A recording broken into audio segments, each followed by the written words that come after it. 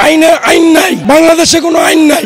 আমরা চাই ইঞ্জিনিয়ার ইশরাক হোসেনকে জনতার মেয়র হিসাবে ঘোষণা করা হয়েছে এবং তাকে শপথ নগর ভবনে করা হোক। ইশরাক হোসেনকে মেয়র দেখতে চাই এবং এই মেয়রের বিষয়ে যে সকল উপদেষ্টারা তালবাহানা করছে তাদের আধিপত্য বিস্তার করার জন্য এই ঢাকার মেয়রকে নিয়ে যে তালবাহানা করছে, তালবাহানা আমরা মানি না। এই তালবাহানা যদি তারা এটাকে আরো বড় আকারে করে তাহলে এই আন্দোলন শুধু এই মেয়রের আন্দোলন না, এই আন্দোলন আরো বাংলাদেশে ছড়িয়ে যাবে।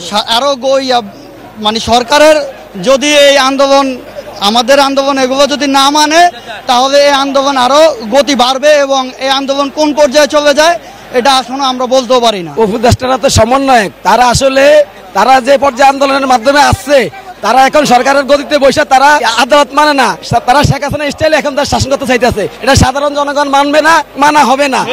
আমাদের যে স্বৈরাচার হাসিনা যেভাবে দেশকে অকাজু করে লাইছে এবং বিভিন্ন সার্বভৌমত্ব ধ্বংস করে লাইছে, তারপরে গুম খুন সব কিছু জনগণের উপরে যখন টর্চারিং করছে, জনগণ ঐক্যবদ্ধভাবে রাজপথে নেমে আসছে এবং সেখানে বাংলাদেশের এখন সবচেয়ে বড় দল বিএনপি এবং তারেক রহমানের নির্দেশে ছাত্র জনতা সব শ্রেণীর পেশার লোক রাজপথে নেমে এসেছিল এবং ছাত্র জনতা মিলে সবাই মিলে এই স্বৈরাচার হাসিনাকে পতন করছে।